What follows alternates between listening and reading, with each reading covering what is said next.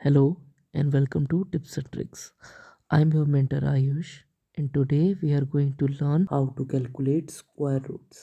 ठीक है, अभी तक हमने सारे स्क्वायर्स निकालने का तरीका देखा। अब हम यहाँ पे स्क्वायर रूट को कैलकुलेट करने का तरीका देखेंगे। ओके, सबसे पहले कुछ कंसेप्ट्स को समझते हैं। कोई भी नंबर जिसके यूनिट डिजिट में ज़ीरो आ रहा है उसका स्क्वायर रूट का यूनिट डिजिट भी ज़ीरो ही होगा। ठीक है। अच्छा, अगर कोई नंबर जिसके यूनिट डिजिट में वन आ रहा है तो उसकी स्क्वायर रूट की यूनिट डिजिट या तो वन हो सकती है या तो नाइन हो सकता है, क्योंकि वन का स्क्वायर भी वन होता है और नाइन का स्क्वायर भी 81 होता है जिसकी यूनिट डिजिट वन होती है। ठीक है, यहाँ तक क्लियर है।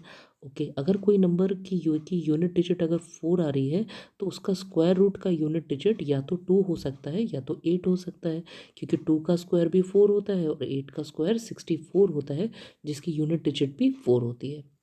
ठीक है। अच्छा, इसी तरह अगर नाइन के लिए देखें कि अगर कोई नंबर जिसकी यूनिट डिजिट नाइन है तो उसका जो स्क्वायर रूट होगा उसकी वैल्यू या तो थ्री होगा या तो सेवन होगा, क्योंकि थ्री का स्क्वायर नाइन होता है और सेवन का स्क्वायर 49 होता है जिसकी वैल्यू जिसका यूनिट प्लेस हमारा नाइन है। सिमिलरली सिक्स के लिए भी देख सकते हो। सिक्स के लिए अगर कोई नंबर जिसका यूनिट डिजिट अगर सिक्स है और अगर उसका स्क्वायर रूट निकालना है तो उसके स्क्वायर रूट की जो वैल्यू होगी उसका यूनिट डिजिट या तो फोर होगा या तो सिक्स होगा, क्योंकि फोर का स्क्वायर 16 होता है जिसकी यूनिट डिजिट सिक्स है और सिक्स का स्क्वायर 36 होता है जिसकी यूनिट डिजिट सिक्स आ रही है। फाइव के लिए भी देख सकते हो, कोई भी नंबर जिसके एंड में फाइव आ रहा है उसका स्क्वायर रूट की वैल्यू जो होगी उसका जो यूनिट डिजिट होगा वो हमेशा फाइव होगा। ठीक है, तो ये छह चीज़ें आपको ध्यान में रखना है। बाकी आप फिर आप देखोगे कि आप किसी भी परफेक्ट स्क्वायर का अंडर रूट आप ओरल सॉल्व कर सकते हो इस ट्रिक का यूज़ करके। ओके, यहाँ से एक चीज़ और हमें देखने को मिल रही है कि कोई भी नंबर जिसके एंड में टू थ्री सेवन या एट आता है वो किसी का भी परफेक्ट स्क्वायर नहीं होते हैं। ठीक है, इसीलिए आप देखोगे यूनिट डिजिट ऑफ नंबर में यहाँ पे चार डिजिट मिसिंग है, that is two three seven और एट। ओके, अब हम कुछ क्वेश्चंस अपने इस ट्रिक के थ्रू देखते हैं। ठीक है, पहला नंबर लिया मैंने 169।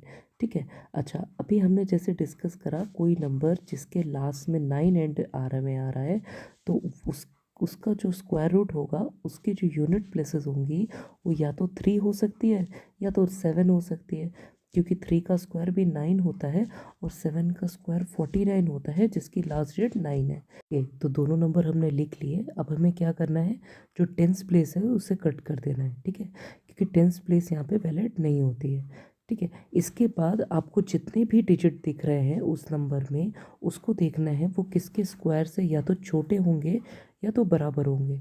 अभी फ़िलहाल वहाँ पे एक ही डिजिट थी, दैट इज़ वन, और वन जो है वन के स्क्वायर के बराबर है, तो हम वन को हम दोनों डिजिट के आगे लिख सकते हैं, दैट इज़ या तो नंबर हमारा 13 है या तो 17 है।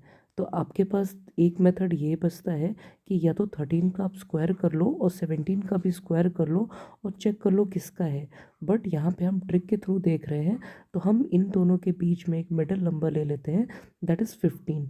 ठीक है, तो 15 का स्क्वायर नंबर एंडिंग विथ 5 अभी लास्ट ट्रिक में हमने देखा था, दैट इज़ 225। यहाँ पे अब हम थोड़ा कंसेप्चुअली सोचेंगे कि 15 का स्क्वायर अगर 225 है तो 17 का स्क्वायर उससे छोटा कैसे हो सकता है ना। तो ये एग्जैक्टली ये क्या है, ये 13 का स्क्वायर है।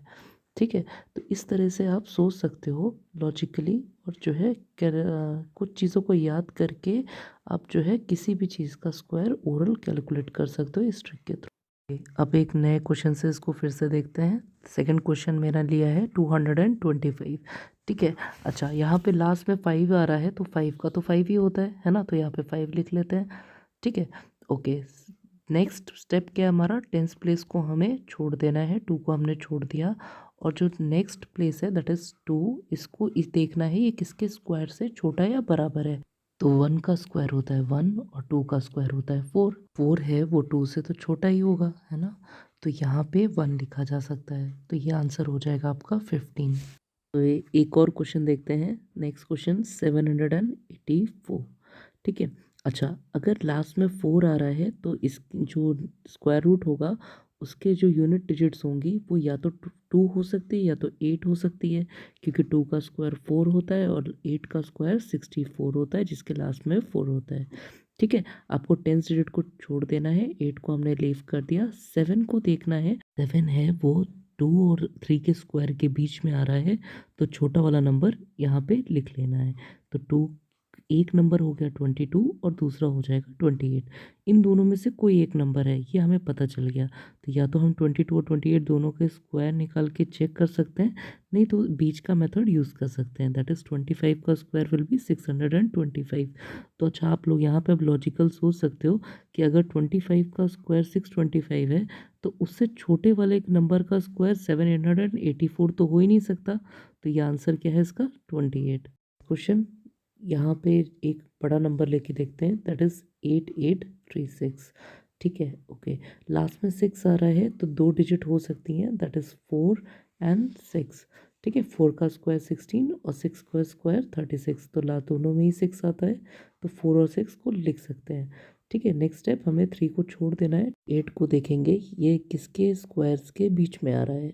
9 का स्क्वायर होता है 81 और 10 का स्क्वायर होता है 100, तो इन दोनों के बीच में आ रहा है, तो 9 को हम दोनों तरफ लिख सकते हैं। तो दो नंबर बन गए हमारे 94 एंड 96। तो या तो आप इन दोनों का स्क्वायर कर लो, नहीं तो ट्रिक यूज़ कर लेते हैं। ठीक है, दैट इज़ 95 का स्क्वायर 9025 है।